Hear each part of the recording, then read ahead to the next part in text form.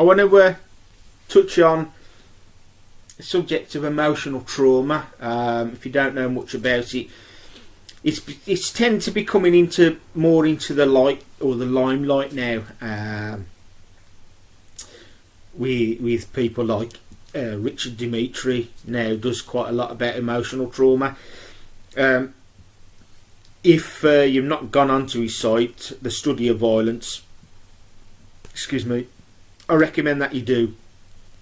It's packed full of brilliant information, and it's all free of charge.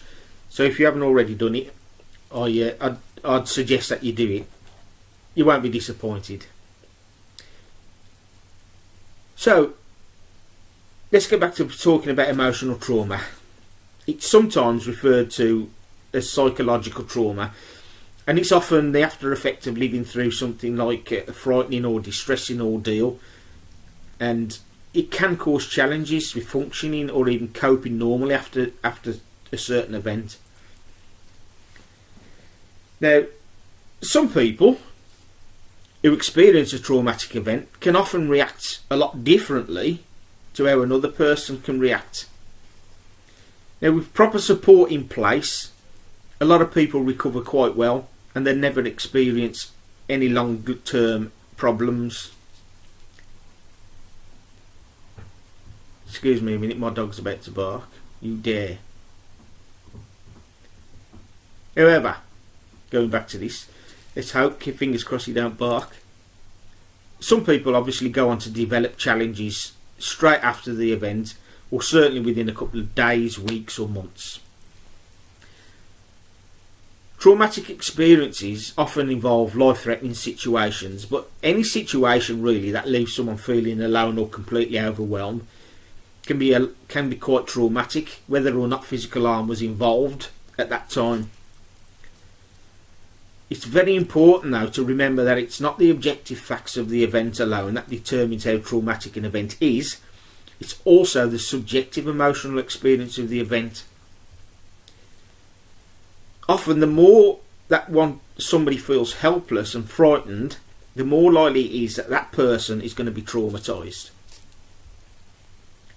Now, until very recently, now when I say recently, I'm not quite sure how recent, it's probably years ago, but psychologists and doctors only ever recognised men who had been through wars as having psychological trauma. But somewhere, I think it was either the early 60s or the mid 60s, the women's movement changed the view of traumatic events to include violence and sexual abuse against both women and children.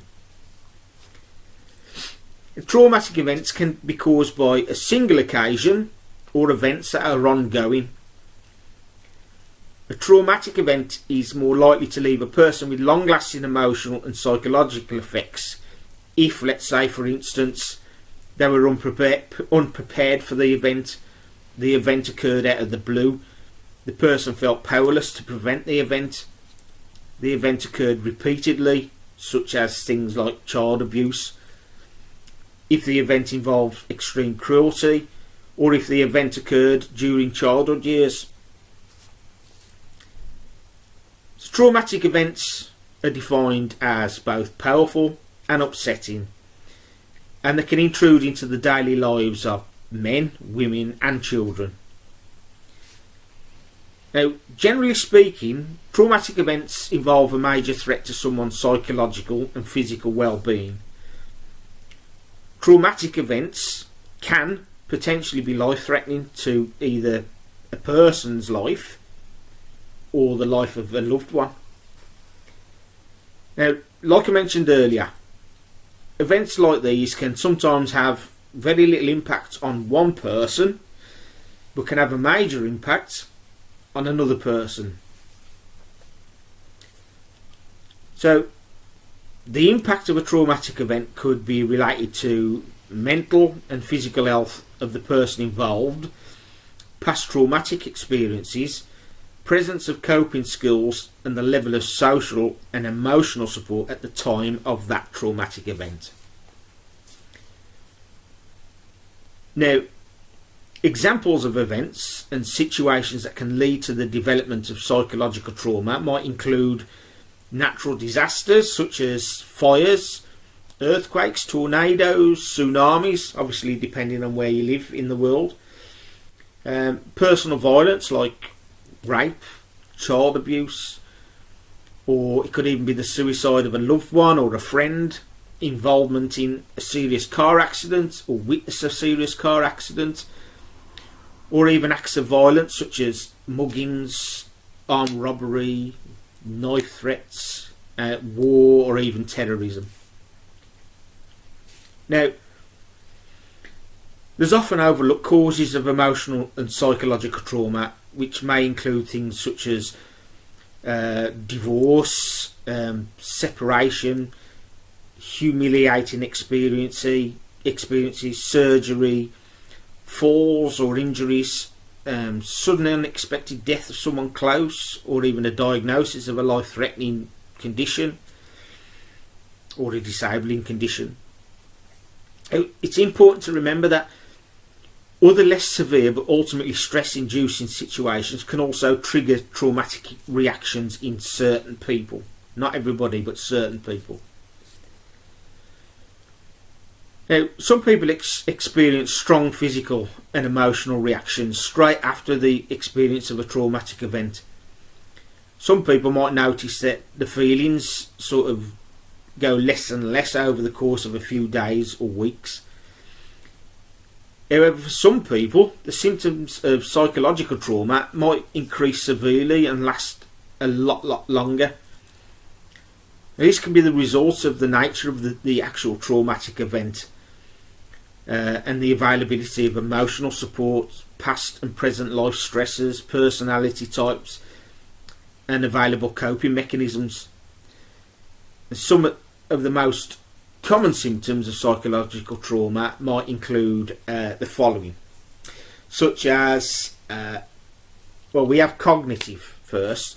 So it could be intrusive thoughts of the event that might occur out of the blue, such as nightmares, visual images of the event, loss of memory, loss of concentration, disorientation, confusion, and even things like mood swings. Now, we have the behavioural part, such as avoiding activities or places that might trigger memories of that actual event or that traumatic event. Social isolation and withdrawal and lack of interest in previously enjoyable activities. You know, so if somebody was very sporting, they might not enjoy it anymore. Then we have the physical, so things like they might be easily startled, they may suffer extreme fatigue, exhaustion, tachycardia, nervousness, insomnia, chronic muscle pains, sexual dysfunction, changes in sleeping and eating patterns. They may show signs of aches and pains throughout the body, and extreme alertness, such as, always on the lookout for warnings of potential danger, things like that. Now, we also have the psychological, such as overwhelming fear, obsessive compulsive behavioural disorder, detachment from other people and emotions, emotionally numb, depressive, showing guilt, shame. They may be experiencing emotional shock, disbelief, irritability, anger, anxiety, and even panic attacks. Now, a lot of people go on for years living with symptoms of emotional and psychological trauma. The effects of untreated psychological trauma can be really, really devastating, and it can infiltrate nearly every aspect of a person's life.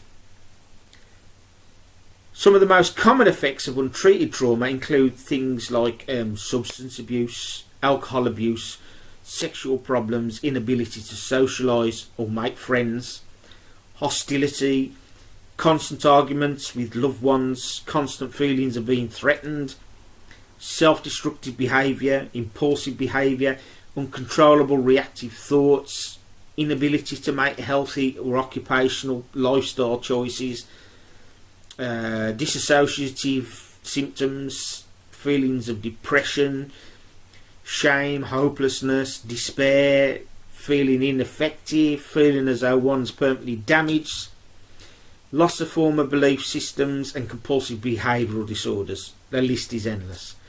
So that's just a little touch on emotional trauma. Like I say, if you want to know it more in depth than what I've just spoke about, take a look at Rich Dimitri's website, The Study of Violence, packed full of really useful information. Or if you've never heard of Rich Dimitri, just Google him, look up Rich Dimitri, and it should send you to that site. Like I say, have a good read of it. It's fantastic. You won't be disappointed, and of course, it's all free. Speak to you soon.